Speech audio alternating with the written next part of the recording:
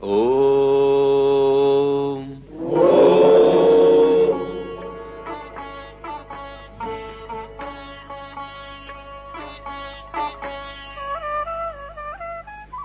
सर्वे अत्र सुखिनः सन्तु सर्वे सन्तु निरामया सर्वे भद्राणि पश्यन्तु मा कश्चित् दुःखभाग् भवेत्। ओम। मेरे स्वजनों, अपने ही स्वजनों के हाथों सम्मानित होने में गौरव का अनुभव होता है, प्रसन्नता भी होती है। एक विष्णुगुप्त गौरव भूषित हो या नहीं परिषद, नहीं शिक्षक के लिए गौरव की बात हो सकती है।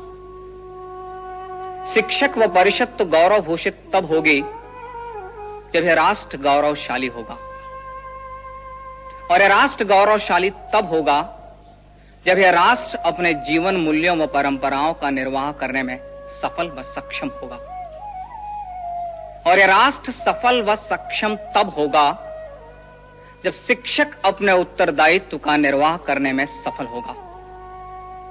और शिक्षक सफल तब कहा जाएगा जब वह प्रत्येक व्यक्ति में राष्ट्रीय चरित्र का निर्माण करने में सफल हो। यदि व्यक्ति राष्ट्र भाव से शून्य है, राष्ट्र भाव से हीन है, अपनी राष्ट्रीयता के प्रति सजग नहीं है, तो यह शिक्षक की असफलता है।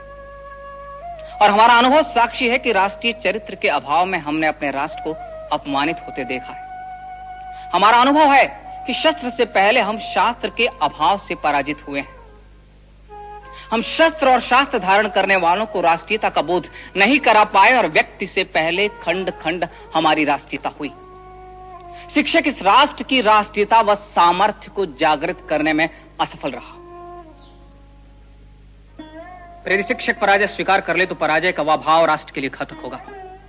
अतः वेद वंदना के साथ साथ राष्ट्र वंदना का स्वर भी दिशाओं में गूंजना आवश्यक है। आवश्यक है व्यक्ति व्यवस्था को यह आभास कराना कि यदि व्यक्ति की राष्ट्र की उपासना में आस्था नहीं रही तो उपासना के अन्य मार्ग भी संघर्ष मुक्त नहीं रह पाएंगे। अतः व्यक्ति से व्यक्ति, व्यक्ति से समाज व समाज से राष्ट्र का एकीकरण आवश्यक है। अतः शीघ्र ही व्यक्ति, समाज व राष्ट्र को एक सूत्र में बांधना होगा, और वह सूत्र राष्ट्रीयता ही हो सकती है। शिक्षक इस चुनौती को स्वीकार करे, वह शीघ्र ही राष्ट्र का नव निर्माण करने के लिए सिद्ध हो।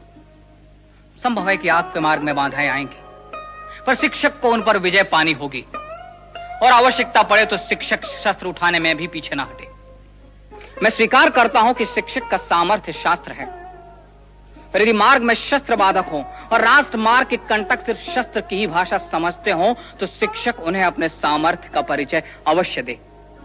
अन्यथा सामर्थ्यहीन शिक्षक अपने शास्त्रों की भी रक्षा नहीं कर पाएगा। संभव है कि इस राष्ट्र को एक सूत्र में बांधने के लिए शिक्षक को सत्ताओं से भी लड़ना पड़े, पर स्मरण रहे कि सत्ताओं से राष्ट्र महत्वपूर्ण है, राजनैतिक सत्ताओं के हितों से राष्ट्रीय हित महत्वपूर्ण है। अतः राष्ट्र की वेदी पर सत्ताओं की आहुति देनी पड़े तो भी शिक्षक संकोच न करे। इतिहास साक्षी है कि सत्ता व स्वार्थ की राजनीति ने इस राष्ट्र का अहित किया है। हमें अब सिर्फ इस राष्ट्र का विचार करना है। यदि शासन सहयोग दे तो ठीक, अन्यथा शिक्षक अपने पूर्वजों के पुण्य व कीर्ति का स्मरण कर अपने उत्तरदायित्व का निर्वाह करने में सिद्ध हो। विजय निश्चित है। सप्त सिंधु की संस्कृति की विजय निश्चित है। विजय निश्चित है इस राष्ट्र के जीवन मूल्यों की।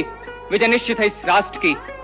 आवश्यकता मात्र आवाहन की है। मां भारती की जय, मां भारती की जय, मां भारती की जय।